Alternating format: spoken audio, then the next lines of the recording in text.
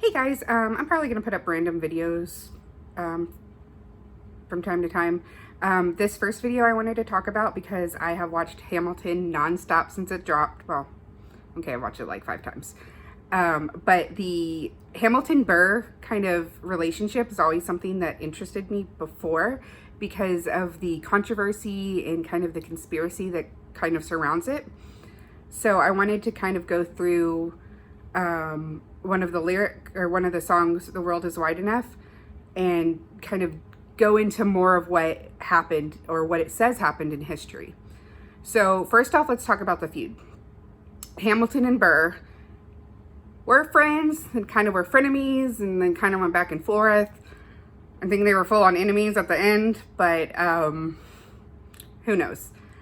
What started it really, the deep kind of feud, was when Burr ran against his father-in-law Schuyler for the Senate seat, and Hamilton felt like it was a personal attack against him. So that kind of, from there on, he kind of tried to block almost everything Burr did. Just, it seemed like out of spite, just because he felt like he personally attacked him, so he just didn't want Burr to succeed. One of my actual favorite feuds between the Burr and Hamilton is when Burr was trying to raise money for the Manhattan Company, that he said he was going to help provide clean water to lower Manhattan. Hamilton was actually on board, threw some money in there, helped raise money, and Burr ended up raising $200 million. Well, actually, Burr had found a clause that showed that you can use surplus capital money for bank transactions. So he used $100,000 and he made the clean water system, and he used the rest of the money and he started Manhattan Bank. So that ended up in 1930 becoming Chase Bank, which we all know today as JP Morgan Bank. He did that just to rival the Federalists. They had a monopoly on the banks, and it was said that they were kind of discriminatory and they wouldn't lend money to Democratic Republicans. I don't know if that's true or not, but regardless, he kind of had Hamilton help him make this bank that was going to rival him, which is, I don't know, that's my favorite feud. So let's talk about kind of duels and what happened and kind of what they were about. So duels, it was kind of, back then, it was just like a way to regain your honor, defend your honor. Like, hey, you were talking crap about me, or you were saying lies about me. No, that's not cool. So to decline a duel was considered unhonorable. So that's kind of something that people ask, well, why didn't they just say no? The only acceptable reason to decline a duel was if you felt like the challenger was not a true gentleman, and that was just kind of like the worst insult, because you're just like, you're not even worth my time. So it was just something people did back then. Technically it was illegal, but there was kind of just like all this understanding. So duels actually were never meant to be deadly. Most duels were, in this song it says most disputes die and no one shoots. That's actually true. A lot of people did negotiate peace, either before themselves or with their seconds, and didn't actually go to shoot. Now, when they did shoot, they would aim for the leg or do a wide shot, not really intending to kill them. At most, they wanted to draw blood. And so you either drew blood or you were satisfied, like in the duel in Hamilton between Lee and Lawrence, and he asked if he yields, and he says yes, he yields. You shot him in the side, and Lawrence says he's satisfied. So sometimes even if somebody didn't get shot and they both fired their shots and they're like, okay, I'm satisfied, we're done. And then once that happened, the subject was dropped. Like, it was dead. You solved it, not mentioning it again, it's over. So actually, only 20% of duels ended in fatalities. And every once in a while, it was rare, but every once in a while there would be the ones that were like, it was such a great insult that we're going to duel until there is, until one of us is incapacitated. But for the most part, it really wasn't that big of a deal. Well, I mean, it was a big deal, but it wasn't like murder, fateful, every time trying to kill the other person. So, with like most, I mean, another thing about duels that's kind of uncommon is they would, if both people missed, then they would shoot, and 2 more times, and then it would be considered done, because anything more than 3 shots was actually considered barbaric. So it was kind of like you have 3 tries. Like I said, most people just fired once and they were satisfied. So with that, let's kind of get into the lyrics and kind of go over what really happened behind that. So the first one is there are 10 things you need to know, and I'm not going to go through like all the lyrics because it's a long song. I'm just going to go through the pieces that relate.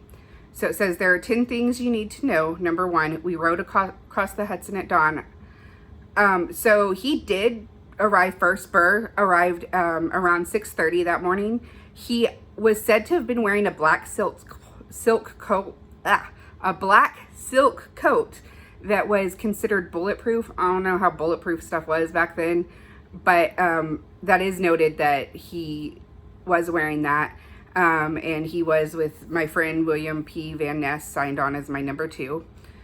So that was his number 2.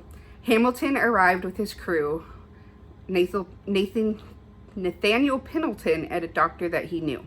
So the doctor is actually Dr. David Hozak, and he was the one there, and then they showed up at around 7. So Hamilton and his people got there. There was four oarsmen, Van Ness and Burr. When he showed up, he got there 30 minutes early, and they started to kind of clear the bush and get the spot ready. And then 4 oarsmen, Hamilton, Pendleton, and the Dr. Hozak arrived.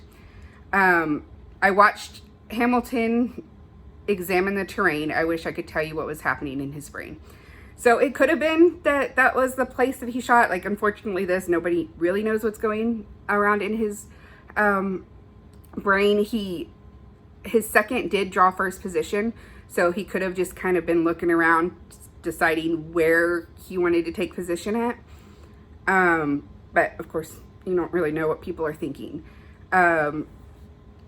Most disputes die and no one shoots. I went over that. That's actually true. Hamilton drew first position, looking to the world like a man on a mission.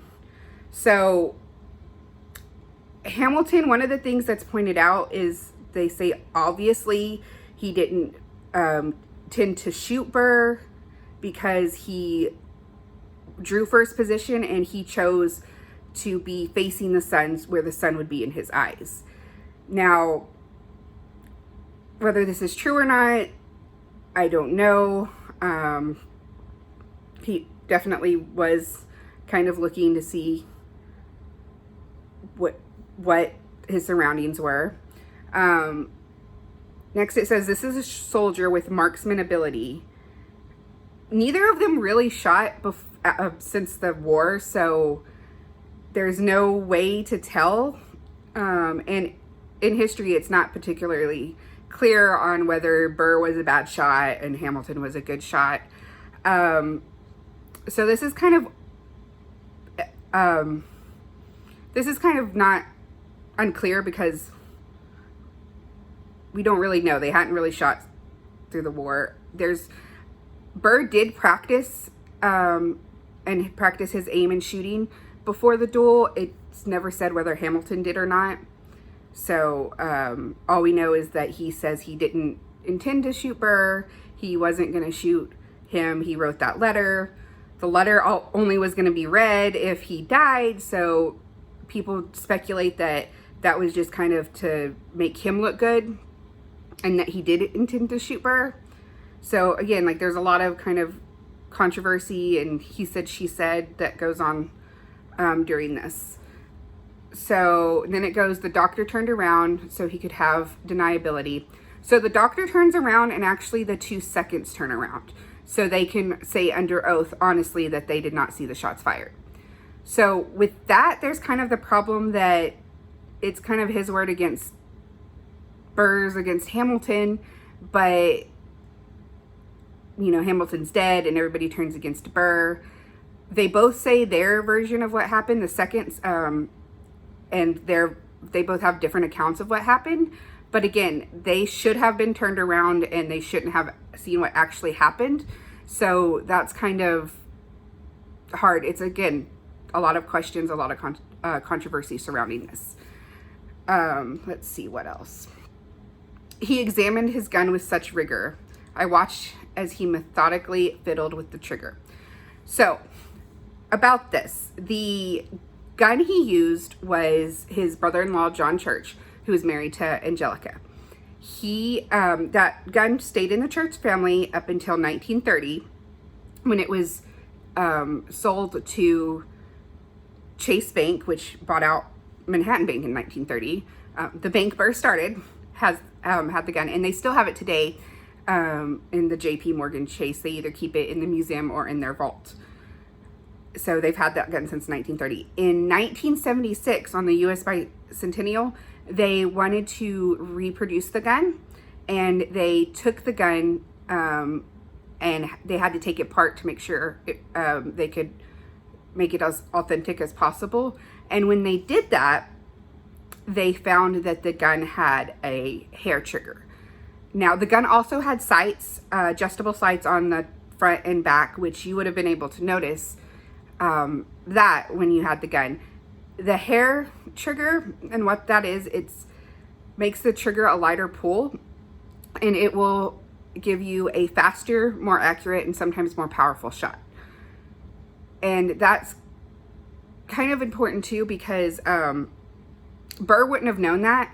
Hamilton would have, because the guns were in his family, but Burr wouldn't have known about that feature. And there is the seconds load the guns, and Nathaniel Pendleton did say that he asked Hamilton if he wanted to set the hair trigger, and Hamilton responded, "No, not this time." So when he was methodically fiddling with the trigger, it is said that there are accounts that he was doing that and messing with the trigger. It's said that maybe he was trying to set the hair trigger himself and didn't want Pendleton to set it so he could have that deniability, and that he did intend to shoot Burr, and he was trying to set it, and it didn't quite set it right. So the next part, he says, "Confession time, here's what I got. My fellow soldiers will tell you I'm a terrible shot." Again, there's not really any evidence that he was a horrible shot. He did practice, like I said earlier, leading up to the duel. So I'm not sure what to say about that one. Number 8, last chance to negotiate. Send in your seconds and see if they can get the record straight. So they did. They would talk first and before, and then whoever challenged, if somebody would challenge them to the duel, then the seconds would exchange letters, and everything would go through the seconds and not the principals, which is the people who are going to be dueling. And then when you go, they try to negotiate face to face. Then their seconds try to negotiate. So there are several times in there where they try to kind of negotiate and meet a peace to avoid actually going through with the duel. This next one's actually really interesting to me. They won't teach you this in your classes, but look it up. Hamilton was wearing his glasses. Why if not to take deadly aim? So the thing about the glasses is he showed up and he was kind of aiming his gun towards Burr to like practice. So he kept aiming his gun directly at Burr, which I don't know about you, but I'm not going to think you're throwing away your shot or you're not going to shoot me. So there was that. And then before they started, he said, "Stop." And because of the lighting, he said that he needed his glasses. So he stopped it, put his glasses on, and then practiced aiming again towards Burr. So not only was he wearing his glasses, but he stopped before things got started so he could put his glasses on and see more clearly. And then this next part, it says, I strike him between his ribs. I walk towards him, but I am ushered away. So this is kind of where Vanessa and Pendleton's stories don't line up. Vanessa did usher him away and cover him with an umbrella because he didn't want his face to be seen. Pendleton says that he was smiling and walked towards Hamilton, and then when Vanessa ushered him away, he was laughing. Pendleton's the only one that says this. There's no witnesses or nobody else says it. Like I said, they should have been turned around, so they shouldn't have been able to actually see what happened. So that's kind of Pendleton against Vanessa account for it. This actual part, when Alexander aimed at the sky,